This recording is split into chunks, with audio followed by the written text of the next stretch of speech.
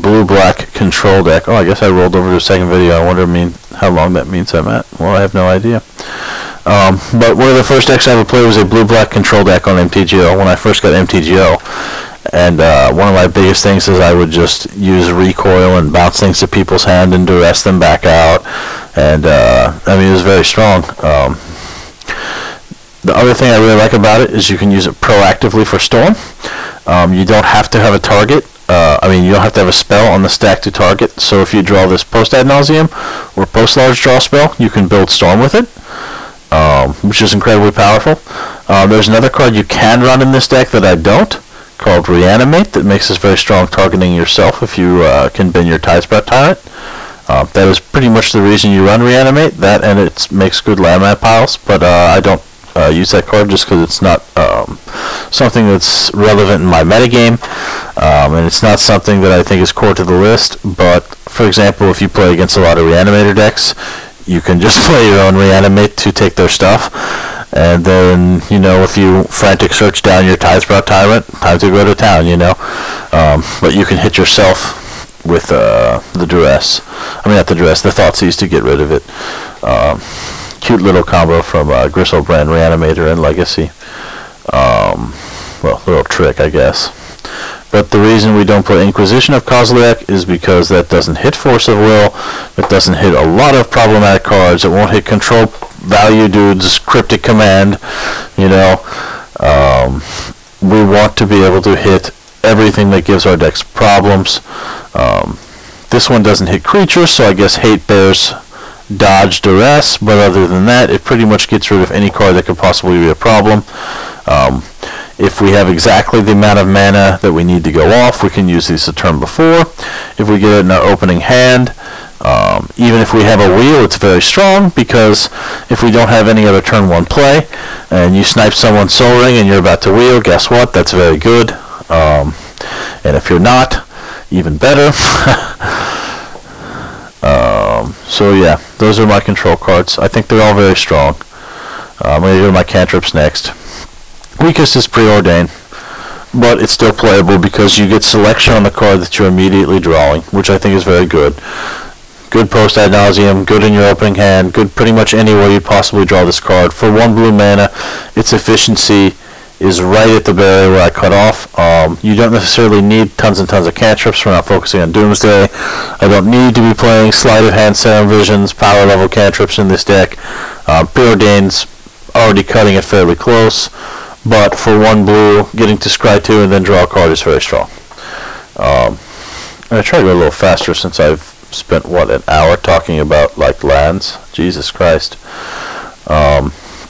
Brainstorm is very strong because with fetch lands you can craft Ancestral Recall card value, because you're going to get to put down 2 crappy cards and then hopefully get 2 good cards off the top in exchange, and then shuffle away to get a brand new set of good cards you know you're drawing into. Very strong. In addition, you can dodge other players' duress or Thoughtseize effects to hide cards on top of your deck. If you want to put back in your Tidesprout Tyrant before you cast Mind's Desire to try to get a chance to hit it, you know, because you don't have a way to infinite bounce or anything like that, then you can stick that back in your deck. The card's just insanely good. If in an opening hand you can have a hand that doesn't even look that great, and you see fetch land and a Brainstorm, and you're like, okay, this is keep. You know, just do lands, fetch land, Brainstorm. You get to see so many. You get to see so many more cards. It's just insanely, stupidly strong. Ponder is slightly better because you don't even need a fetch land or anything to make it good. It's just good all day. It has a shuffle attached to it. Essentially lets you get to see 4 cards for your selection. This is a card that should probably be in every single blue deck in this format. It doesn't matter how casual, not casual, good, fast, slow. I see no reason to not run Ponder if you're in blue, ever. Yeah, that's about all I can say about Ponder. Always run Ponder. Pop is slightly stronger in this deck. The main reason is because with Future Sight, I can draw my entire deck with Helm of Awakening. Helm of Awakening used to be Ethereum Sculptor. I chose to switch to Helm of Awakening because I retested it after having a lot of people tell me they had very good results with it. When I initially tested it, I was playing against two other players, both playing Storm, so I think I may have got a skewed perception the first time around, because it would literally be like I would play Helm and then they would win when they untapped. I should have known right there that it was core because it was that strong, but it didn't feel very good when I was just passing it up to them. And I learned a little bit later, you don't necessarily have to drop it right into another Storm player. In fact, that's incredibly silly. What you should do is, maybe sandbag it and just use it as a brown ritual off your other colorless cost cards later in your chain. But Sensei's Divining Top also gives us card quality off every single fetch land activation, every single shuffle from our tutors. We search through our deck on a nearly every turn basis, maybe every other turn basis, so this gives us insane value. It turns all of those top deck tutors into hand tutors. It's one of the most interesting cantrips with Doomsday because it replaces itself on the top of the pile, which changes the math, which is typically, including your opening cantrip, have to draw 6 cards and then just pay the mana cost of your spells, and that anything that does that will make a pile. And lab mana has to be in it, and you have to be able to cast it. But with Sensei's Top, you could end up drawing the top 1, 2, 3 times. It really changes what you can do with your piles. In addition, it's one of the only cantrips you can crack a Lion's Eye Diamond to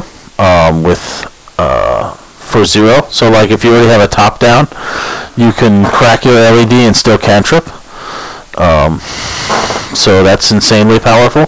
Like if you know with Doomsday what's on top of your deck, you can just crack LED and then pop right into it. It's nice when you're using it in your piles because it's typically your last draw, so unless they have a stifle effect or something like that, it's like the draw ability already goes on the stack, so there's no way they can kill it in response or something like that, so it's just as good as any other cantrip. Better than Probe. No scooping. Mana Ramp in the 1 slot. Voltaic. Voltaic is the weakest because it doesn't do anything on its own, so I can't say it's, strong ramp. You just draw that.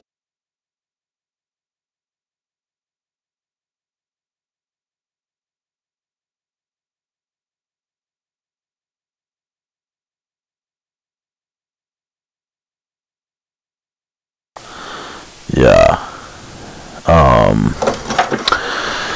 It's very good with Gilded Lotus, it's very good with Grim Monolith, it's very good with Sol Ring, Mana Crypt, nets mana with all of these, very good with Mana Vault, very good with Candelabra of Tawnos, just very strong at untapping some of our powerful artifacts.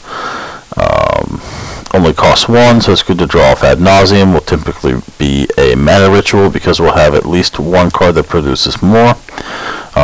Ideally, we use it with Candelabra off of a High Tide, and we'll make tons and tons of mana. Just a very, very strong card when you play enough artifacts to make it good. If you play even more artifacts, it could be even better than it is here. But as is, it is quite playable and not bad at all. Mana Vault is stronger because Mana Vault is pretty much a brown ritual for 3, so it nets you more mana than Dark Ritual, but you have to wait a turn, and it's colorless. But it's pretty much the perfect thing to curve into Tezzeret. It's not bad for curving into ad nauseum either. It's super, super strong because it can power out these large cards like Recurring Insight, Mind's Desire, Time Spiral, ad nauseum, Gilded Lotus, Tezzeret. These are all very, very strong plays off of the Mana Vault. And it's part of the reason we play some of these higher cost cards is because off of the Mana Vault or a Sol Ring or something strong, these cards are just really very, very, very, very, very strong. I have no qualms whatsoever of even feeding my Dark Ritual into something like a Gilded Lotus before I wheel, instead of trying to, leave open a couple extra mana as I wheel, and hopefully get lucky and hit like perfect cards. Like I would rather just take the Ramps 3. But Mana Vault is great for this. Candelabra is better though. I could almost say it in this deck it's better than Soul Ring, but it's not because it doesn't do anything right away. Very easy to just toss this out for 1 and look like you're not doing too much. I think most people will probably know what's up, but once you get it online, Turnabout in your Arctics can actually net you more mana than Turnabout in your lands, because as long as you can net enough to feed the Candelabra, you can untap that many lands and you can get double off of that. Ways to untap this thing are always strong, so Mind Over Matter, Tezzeret, the Voltaic Key. If we can untap this thing, we love to untap this thing because it untaps our double lands, and then we're pretty much at a point where we can cast our whole hand once we've got that accomplished. So it's kind of like a little mini combo within a combo to fuel all our combos, if that makes sense. I guess it makes a little sense. Other than that, it color fixes with all of our colorless mana sources. So say you just get this with a Soul Ring or a Mana Crypt, you know, or you don't want to take damage off your Talisman of Dominance, or, you know, you're feeding your Mana Vault to cast something but you don't have enough colored mana. Let's say you have this card out and this card out, and you want to cast this card but you only have 1 black source. Well, with Swamp Island and Candelabra, you can just feed this mana into this and then cast this still on turn 2 and then win on turn 3 most likely. So yeah, very strong at just fixing your mana. Soul Ring is better because it's broken as shit and costs 1 and taps for 2. Moving on. Oh yeah, and all these cards are very good at Tidespot Tyrant because you bounce them back and forth for infinite storm and mana. So yes, we combo cards with Soul Ring. Fun times. Dark Ritual. Dark Ritual is super strong in this deck. I would say Dark Ritual is almost stronger than Soul Ring, but then I'd be lying. Either way, it's not necessarily a lie, because if you get it with the right cards, it's very good. These cards right here are insanely powerful. One of the reasons I do not run where does this go? Frantic Search. It's definitely worse than Intuition. Is it better than Frantic Search? No. It's better than Seething Song. It's probably where I had it. Where's my 5-drops? There they are. Except for Tendrils. That was throwing me off. Okay. Dark Ritual, yes. Being able to cast Doomsday instantly is incredible. Being able to cast Necropotence instantly is incredible. I talked about earlier how you will tutor this card because it is so powerful. Casting it twice off Yawgmoth's Will is insane. The basis of Storm is rituals and draw, and this is the original, this is the ancestral recall of rituals, son. So you just run it, okay? But it's actually beaten in this deck by High Tide, because we built around High Tide really heavily. High Tide, if you look up, is pretty much a card that you use with all these broken cards from Urza's block that untap after you cast them, these free spells, they like to call them, but pretty much they turn them all into rituals for pretty much their mana cost. So like Treachery is perfectly playable in this deck if you could get if you had enough creatures in it to cast it on your own, I guess. With only 4 creatures, I don't think so, but you know, Snap, very good in this deck even though I don't play it. Cloud of Fairies, even though it literally doesn't do anything else at any point in the game, still playable in this deck, like, because High Tide is so strong. Not only that, by focusing our synergy a little bit around this High Tide, it makes it so the cards have very strong synergy and work together very well. I've seen other builds, like one guy wanted to mill his whole yard and then use Retract with a bunch of artifacts.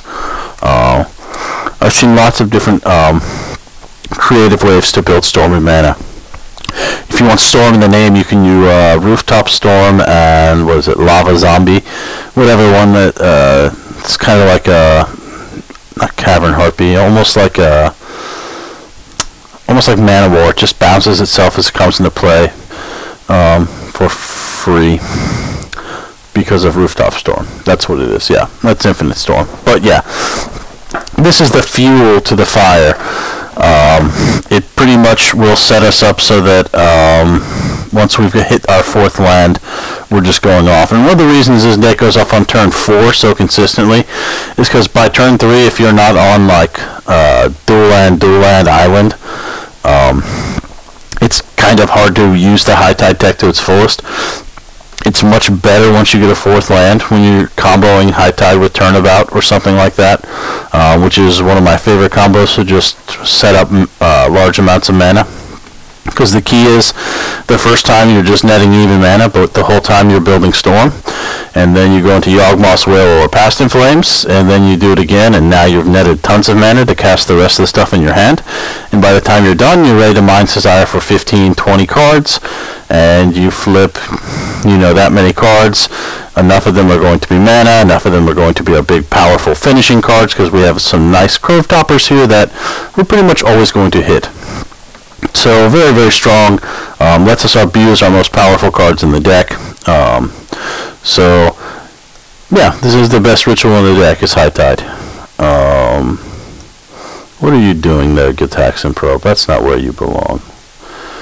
You're a little better than Preordained. There you go. I think that's how I was doing it. Yeah. Okay. Tutors. Tutors are probably the strongest thing we've got here. Mystical or Seal, it's hard to say which is better. I would say Mystical is... Oh man. I know, you go get Mana Crypt and things like that often enough that Mystical Tutor is probably worse. I don't know, they're both stupidly strong. They're like 2 of the best cards in the entire deck, so I don't think it really matters. Neither one is Vamp Tutor, but you know. 1 mana, goes and gets any card. Combos with all our cantrips, grabs all our combo cards so that we can put them together. All the little mini combos in this deck that I'm going to lay out for you here in a second. It sets them up. They can be a wheel when I need gas. They can be Yawgmoth's Wail when I need to finish the game. Ad Nauseam when I need to jump to my, you know, giant hand to win. It can be Force of Will when I've already got that and someone's holding a counter. They're literally the best cards in the deck, and they're the most broken cards in the format. Yeah, you just always play them, period. I don't know why you'd ever not play them. There are definitely things people play to hose tutors, but there are ways to get around them. For instance, I played against, what was I playing against earlier? I played against someone who played this artifact. It's called like Brook Shredder or something like that, and it dumped the top card of your library. It could dump the top card of your library at any time for tapping, and then it had like some kind of overcosted Regoth effect. And I had 2 tutors. That was the funniest part. So I had this one and this one. And what I did was, I cast this first and stuck Past in Flames on top of my deck, and then he mills Past in Flames, which I didn't care if I drew it either way. But he does the mill on that end step when I cast it. So he mills it out, and then I respond with Vamp Tutor, and then what did I put on top? I think I put Dark Ritual on top because I needed mana. But yeah, I just went straight into win after that. I think that was funny. There are some other ways to play around some of these hosers, like I really hate Aven Mindcensor. Aven Mindcensor is a large pain in the ass because they can just flash it back in if they leave their mana open. You can still get some cards off of it if you're using something like a Vamp Tutor, but I mean, at that point, it's like, what, a crappy index? It's not as bad with some of the ones that cost more. Most people won't be able to get down something like a Stranglehold in time. Even when people do get down those things, we have a large draw suit and decent cantripping abilities, and our general can dig us deeper if we need to, so it's not a huge issue to find an answer to their card. It's actually one of the things I've actually liked about Jeleva that I didn't even think about when I put her in the command zone was you get put in these awkward situations where you like can't even imagine an answer that you have, and then you just find one out of someone else's deck because you don't really have another line.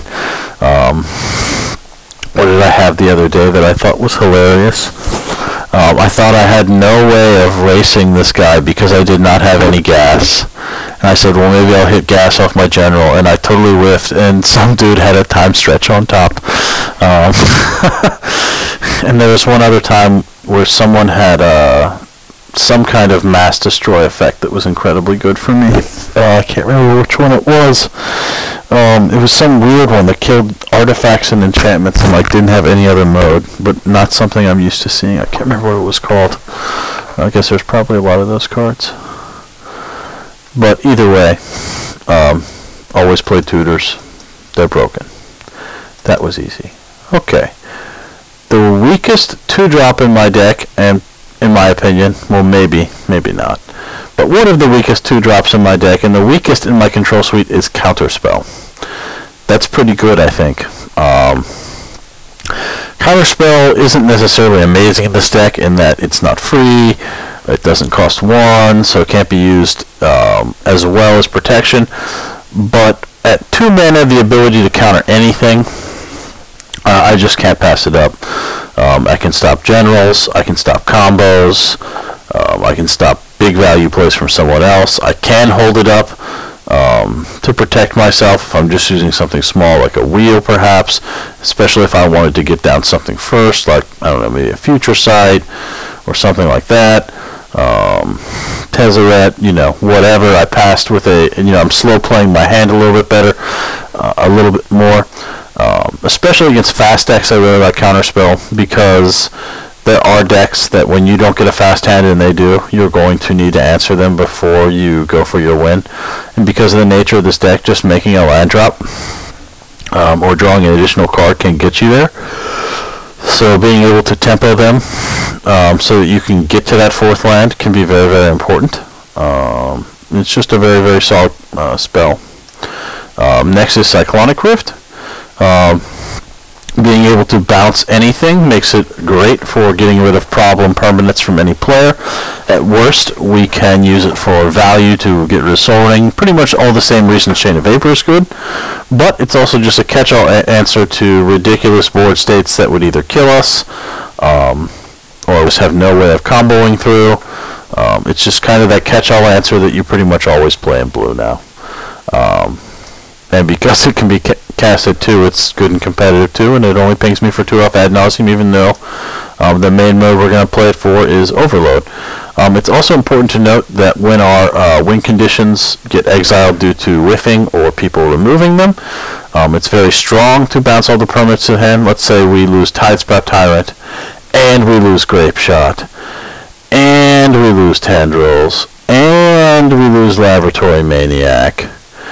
What else can we lose that would possibly give us some sort of value? Let's say we just lose all of those. I still can just wait a couple turns to get like a stupid Mind's Desire for like my deck off. And then I can blow all your permanents back to your hand. Okay, without Tidespout, everything but your lands. And then I can play every artifact in my deck, threaten to pump them into 5/5s with Tezzeret, and then Notion Twister all your cards away and go to 28. Possibly play a Reliquary Tower.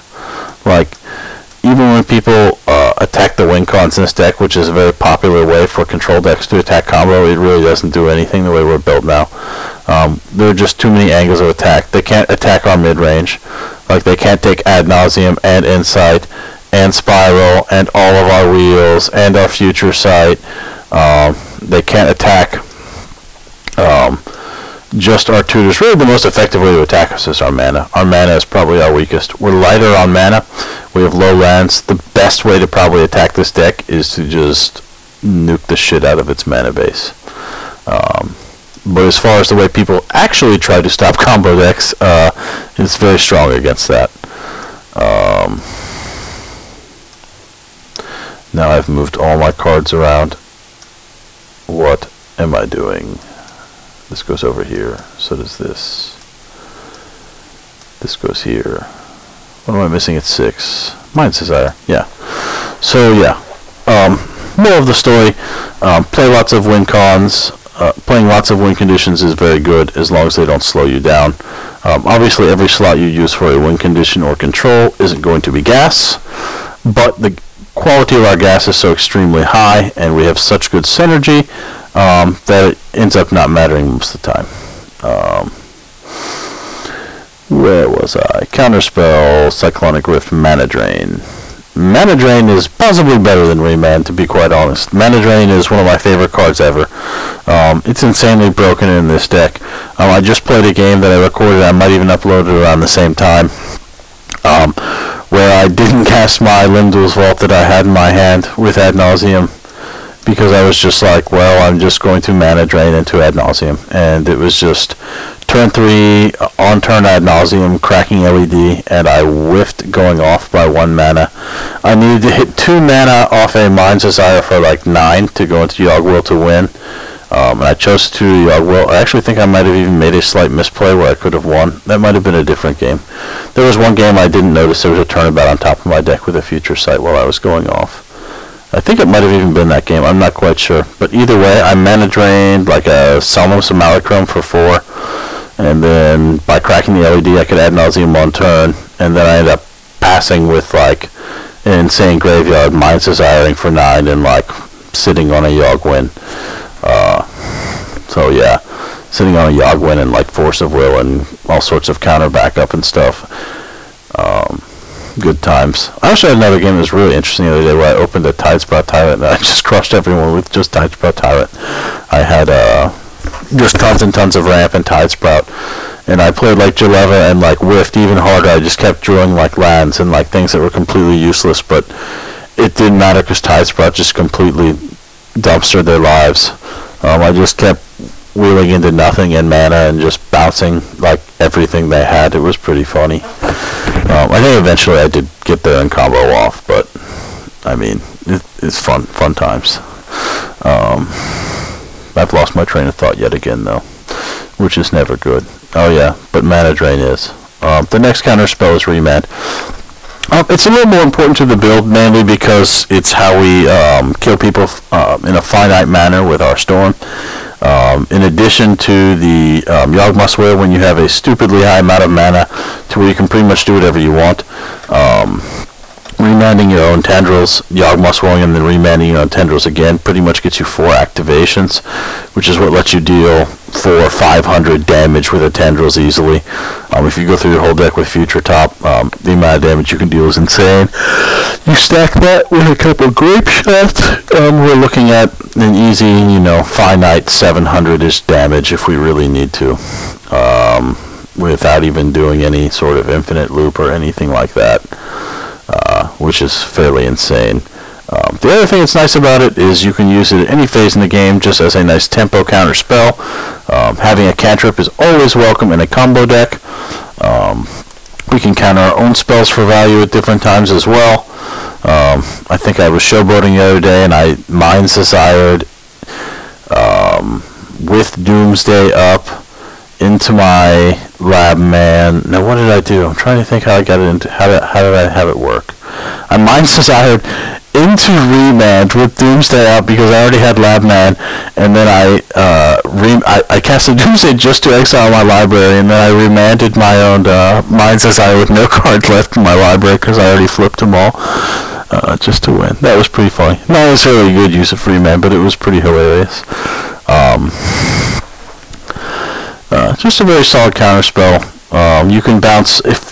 Let's say earlier in your Mind's Desire chain, you flip a Remand, and you haven't hit for win yet, you can just Remand your Mind's Desire if you hit like mana, so you can recast it, or if you left some floating. You just didn't have gas cards in your hand. Just a very, very good card. If I'm using it on you, you're lucky, because it means I'm not using it on myself, so that's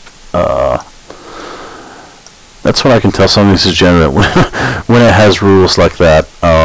Let's see here. Impulse, probably the weakest cantrip, but being able to C4 is no joke. Being able to pass and hold open maybe a Mana Drain or a Tutor or something else and then cast this for value behind it is almost like what I see the 2-mana tier Fact or Fiction almost, in that it's a fair card, but it's just very, very strong. Interesting to note that when you use Doomsday, you have to pile the top card of your pile on bottom, and that's all that. That's not what I mean. The second card you want in your pile, you put on bottom, and then the rest you just pile post Impulse. So it's good to know that. Just a very strong card. Being able to C4 makes it very playable. Good with Helm of Awakening out. This is probably one of the best cantrips in something like Grand Arbiter Augustine, because once you remove this colored symbol, it just becomes insane. Colorless symbol, it just becomes insane. Just need more cantrips in this deck. I like it better than playing a land. I like it better than just playing another rock. It gets me the land drop when I need it early in the game, but it can also grab me the card that wins me the game after my Ad Nauseam. It can grab me the card that wins me the game, be it the wheel or something else, when I need that grease in the middle of the game. It's just pretty strong all around, very efficient cantrip. Dark Confidant is slightly better. As I told you before, I really like him with the converted mana cost zero artifacts. Playing Bob on turn 1 is insanely strong. It's hard to say whether I like him or Night's Whisperer better. I think I like Night's Whisperer better because it's instantaneous draw, so I can use it with all my tutors. It's better in my Doomsday pile. It's always going to give me 2 cards, but Bob does it when it counts. In a long, grindy game, or when people are counterspelling you out and blowing up your mana sources, and things aren't going right, Dark Confidant is going to get you those extra cards that actually can win you the game. With only a single black in his cost, he's much more playable than something like a Phyrexian Reyna. And at 3, that would be too slow to pretty much ever be good. Where Dark Confidant is much stronger in your starting hand. In a game you're not going to win right away, he's almost always going to get some value. Obviously, when we're flipping our deck with Ad Nauseam, we can take the damage from a Bob flip.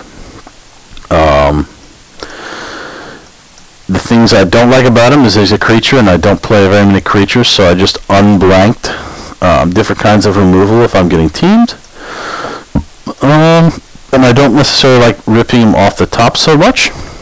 But as I said, we have ways to pitch cards or otherwise discard them and make use of them, or not care that they're a whiff at that phase, because they're so strong and so good in other games at other times. And Dark Confidant's a great example of that. He's incredibly powerful because even if you drop him turn 2 in a deck that's trying to win turn 4, he's going to at least draw 2 cards. And in games that are actually difficult to win, which is what we're trying to optimize towards, where people are drawing a game out to turn 5 and 6, and those become the critical turns. Because usually the control player on turn 3 and then on will usually sit back as draw go.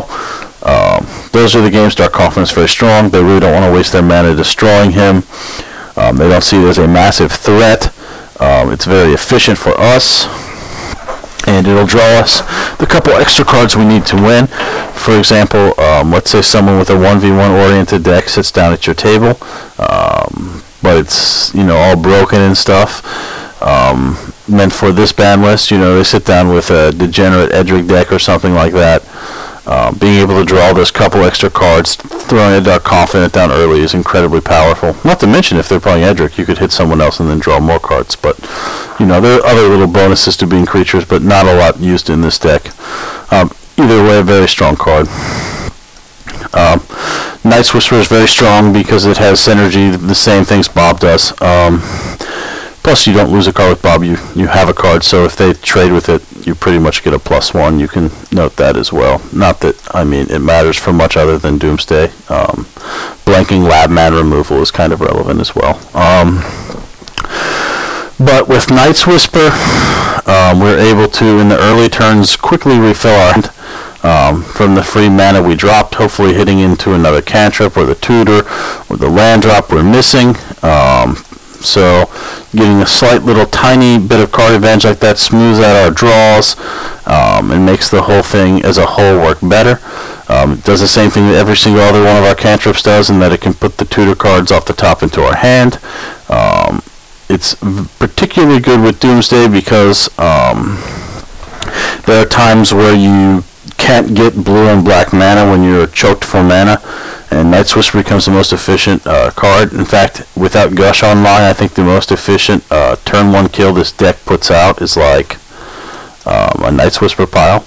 You don't need a full 7 or 8 cards to win in this deck. Turn 1 with Doomsday, you just need the same thing you always need to win with Doomsday. Broken mana, where's the Dark Ritual? Wherever I put the Dark Ritual, and things like that to win turn 1. Just very strong in almost any phase of the game. Solid card. It's not very expensive. Almost anyone could pick it up. The Mirror Signet and Talisman of Dominance are not super exciting cards, but sometimes they're just about the best thing you could ever want to see in an opening hand. It's probably the same reason that Everflowing Chalice makes a cut, is even as a Mind Stone, it's not bad. We want to be accelerating into our 3 and 4 and 5 drops, so playing a simple 2-drop Mana Accelerator is quite good. The fact that they both produce blue and black is very relevant because they're counted in my color source calculations for how many I need, and I'm actually playing less than I need according to something I read, but it seems to be working. So either way, it's important that they make colored mana. We don't want colorless as much. It'd have to have something special, like Chalice's 0 cost, to make us want to play it colorless. These are good cards to just toss in if you're on a budget. Extra cards like Felwar Stone, things like this are all perfectly playable with this deck. They're not really exciting, but they're good. If you have the Helm of Awakening, you can play them at even cost post ad nauseum, so they can just be like Freestorm. Helps us get on our Metalcraft for Opal, I guess. There's some nice things about having artifact mana. Grim Monolith can be used as a ritual, post large draw spells. The additional mana, meaning you can then use it to play a Soul Ring, or then feed it into the Candelabra. Grim Monolith is very strong with Tezzeret. Grim Monolith is very strong with the Voltaic Key. It's very good for doing the same things Mana Vault does, and getting us that large tempo play early with the draw. Good to just toss out before you wheel, and then hopefully hit one of those spells. Pays for all of the colorless cost in ad nauseum. Just a very strong card.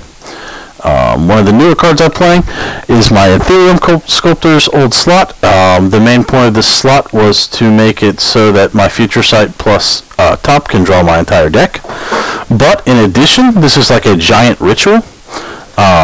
It will reduce the cost of all of my artifacts, as well as all of my spells that have any colorless cost. So I can start dropping these at even mana. My Soul Ring now can ramp for 2. I can drop Candelabra, my Key, my Vault, my Top. All these things can cost 0. In addition, all my spells cost less. This thing can literally act like it's netting me 7 or 8 colorless mana on a win turn. Actually, more like 15 or 20. But really only the first, 5, 6, 7, 8 actually mattered in me chaining off. But it's insane.